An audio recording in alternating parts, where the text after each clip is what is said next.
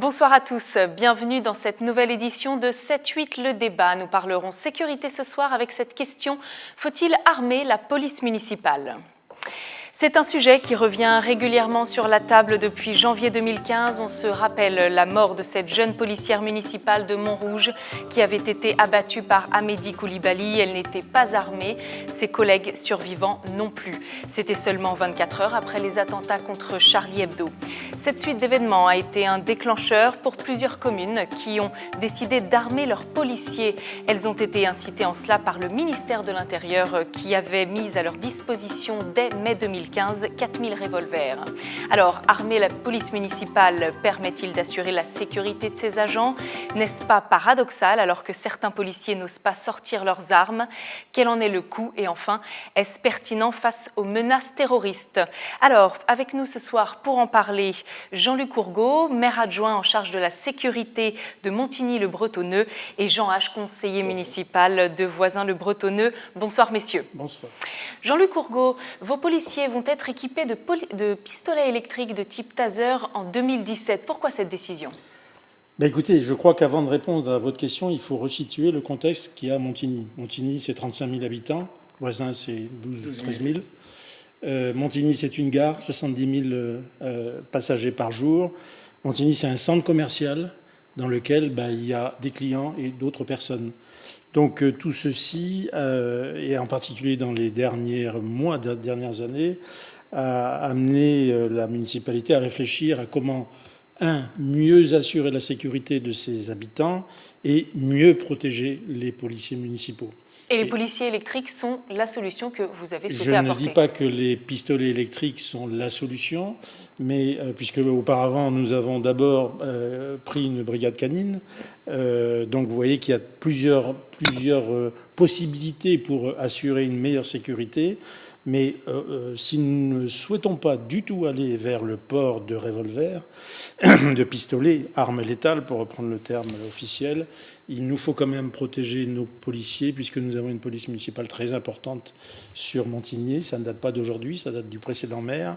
Et l'évolution, malheureusement, de la société nous amène aujourd'hui à prendre des dispositions qui permettent à nos policiers d'intervenir avec une meilleure sécurité. Je ne dis pas une sécurité complètement parfaite.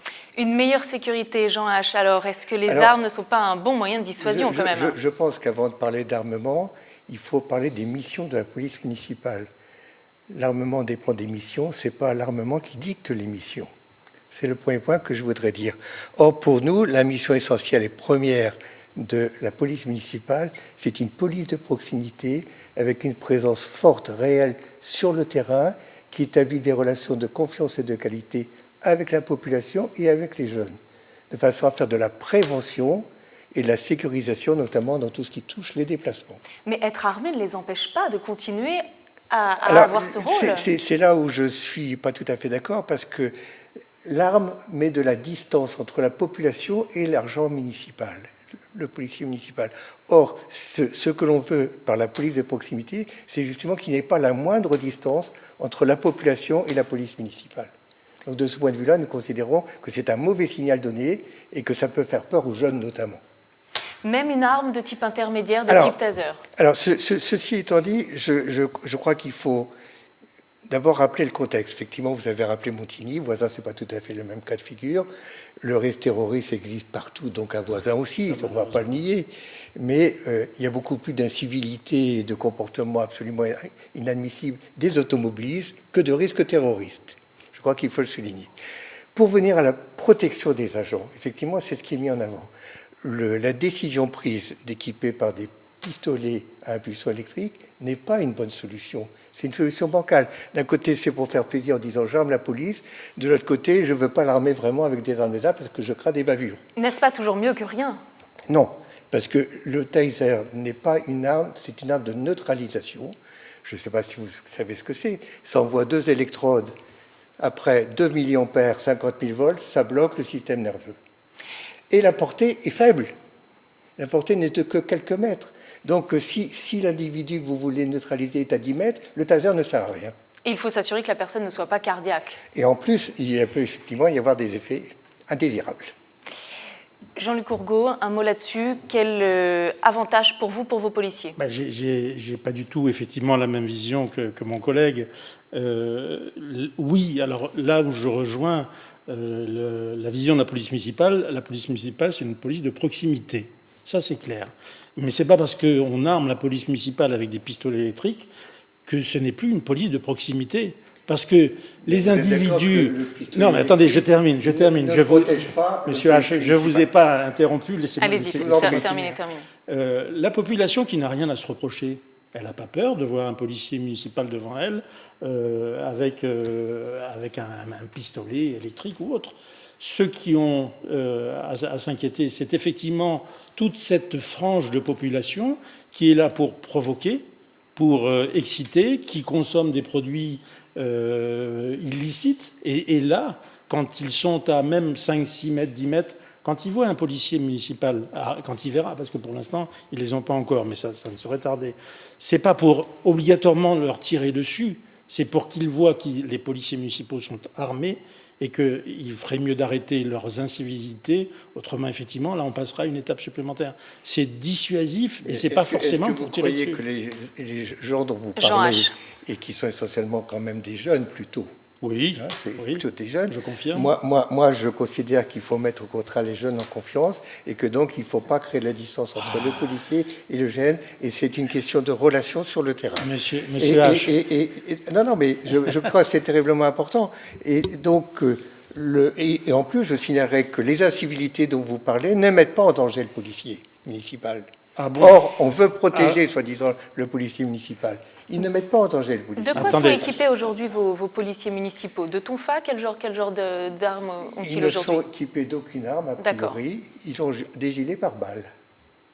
Oui, très donc bien. Ils peuvent effectivement se faire tirer dessus sans pouvoir se défendre.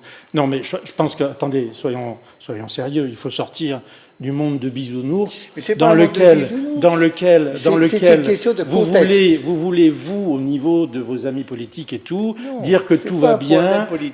Mais alors expliquez-moi pourquoi le ministre de l'Intérieur va doter la police nationale avec des véhicules blindés et des policiers qui auront je termine, si vous voulez bien, et des uniformes qui seront inifugés. Alors, Jean H, c'est bien une évolution de la situation. Pardonnez-moi, votre maire a eu des discours variés sur cette question. Oui. Elle a même évoqué de pouvoir équiper vos policiers. Le maire de Voisins, Alexandra Rossetti, était au départ opposé à l'armement de la police municipale. Il y a eu des pressions, il y a eu un certain nombre d'actions de ces minorités de droite, en fait. Et elle a changé d'avis de façon bancale, comme je disais. C'est-à-dire, elle n'a pas choisi d'armer avec des armes létales, elle a choisi le pistolet à impulsion électrique, soi-disant pour protéger les policiers municipaux. C'est un changement d'attitude. Mais moi, je crois que les policiers municipaux, effectivement, sont à risque au niveau d'une situation de terrorisme, mais pas plus que tous les gens qui ont un uniforme, notamment les pompiers, par exemple, pas plus que les élus. Est-ce qu'on va s'amuser à armer tous les maires, par exemple? Pas plus que les professeurs ou les directeurs d'école. Donc, je trouve que l'armement ne répond pas du tout à la situation. Et ce fait, quand vous me parlez du ministère de l'Intérieur, vous changez de registre parce que vous parlez de police nationale. Non, mais je parle de l'évolution de la situation. Moi, je considère que la police municipale n'a pas à se substituer à la police nationale. Je suis parfaitement d'accord avec vous. Les missions sont parfaitement claires. Et messieurs, pardon. Juste parce que le temps passe vite. Excusez-moi. Justement, vous parliez de cet ensauvagement, c'est un terme qui a été utilisé par un syndicat policier. Aujourd'hui, des policiers ont justement peur d'utiliser leurs armes, ça fait partie de l'actualité. Qu'est-ce que vous répondez face à cela? On cherche à les armer et en même temps, certains parlent de leur désarroi à ne pas pouvoir sortir leurs armes. Écoutez, je pense que si aujourd'hui, première fois dans la République, on a des manifestations de policiers quasiment tous les jours, c'est bien parce qu'il y a un problème entre la police nationale et la gendarmerie. Là, on est en train de sortir du débat de la police municipale. Mais je pense quand même que le fait d'armer la police municipale va amener à s'interroger à nouveau sur la notion de légitime défense. Parce que effectivement, avec le pistolet électrique. Avec le pistolet à impulsion électrique, il n'y aura que des crises cardiaques éventuelles qui accompagneront. Oui. Des incidents ont été dénotés d'ailleurs. Pas non plus dramatisé. Non, mais ça peut arriver. On sait que ça peut arriver. Oui. On sait que c'est pas neutre. Mais le problème, c'est que de ce fait, on va changer la notion de légitime défense pour toujours atténuer le rôle négatif, entre guillemets, de la personne qui aura tiré. Non, et à mon avis, c'est très dangereux. Non, ça. on ne change pas le rôle. Très dangereux. Au niveau policier municipal. Je parle de municipal. Et je considère qu'il ne faut pas armer la police municipale, d'un côté, pour ne pas les mettre en difficulté, savoir s'ils vont utiliser leurs armes ou pas, et de l'autre, parce que c'est un mauvais signal donné à la population. Écoutez, moi, monsieur H, j'ai pris le temps d'aller tourner de nuit avec une brigade de police municipale. Et quand vous avez en face de vous un petit jeune où le policier municipal vous dit, voyez, monsieur Urgo, celui-là, il a un casier judiciaire long comme ça, il fait un doigt d'honneur et la police municipale ne peut pas intervenir, honnêtement, ça pose problème pour le rôle de prévention de la police municipale. C'est le témoignage de certains policiers, effectivement, je vous fais sur le terrain. L'importance du contexte. À Voisin, la situation est telle qu'il n'y a jamais de patrouille de nuit. Les policiers municipaux n'interviennent pas la nuit. Un dernier point avant la fin de cette émission, s'armer a un coût. Quel est pour vous l'investissement que cela a représenté ? Écoutez, un pistolet d'impulsion électrique, c'est 3 000 €. Voilà. Donc, combien vous en avez commandé ? On a on a 20 policiers municipaux, donc voilà, vous faites la multiplication. Plus les formations, il faut former ces policiers. Plus la formation c'est 5 jours en tout. Et ensuite, des recyclages une fois par an. Parce qu'il est normal que les agents, qui ne vont pas utiliser ce pistolet, justement, c'est tout ce qui nous différencie.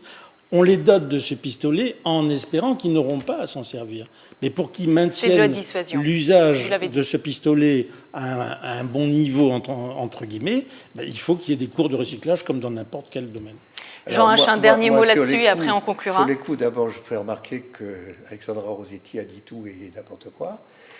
En réunion interne le 18 octobre, elle nous a dit que c'était 25 000 € par agent et par arme. Taser. Bon.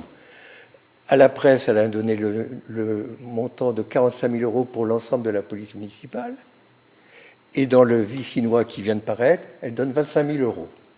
En fait, elle a tout fou, puisque effectivement le prix de l'arme élémentaire, c'est de l'ordre de 3 000 € avec que quelques munitions, 3 munitions. Oui. Donc, c'est pas donc beaucoup, ça coûtera plus cher en réalité. Et puis la formation, vous avez tout à fait raison. Et en fait, quand vous regardez le prix de la formation, c'est plutôt de l'ordre de 20 à 30 000 € tout compris, heures comprises, que quelques milliers d'euros.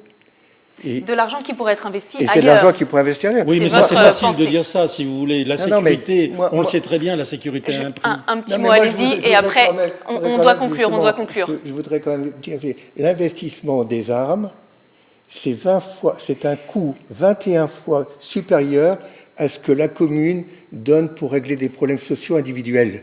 Jean H, merci. 21 fois. Ça, c'est un autre débat. Oui, mais Jean-Luc Urgo, en 10 secondes. En 10 secondes, je pense que malheureusement la société évolue et qu'on se doit de protéger nos policiers municipaux. C'est tout. Et ça a un coût. Et nous, à Montigny, on l'assume, et pas depuis d'aujourd'hui. Merci à vous deux. Je doute que ça protège vos policiers municipaux. C'est la fin de cette édition de 7-8 le débat qui portait sur l'armement de la police municipale. On se retrouve la semaine prochaine pour une nouvelle édition. Merci. Bonne soirée sur notre chaîne. À vous.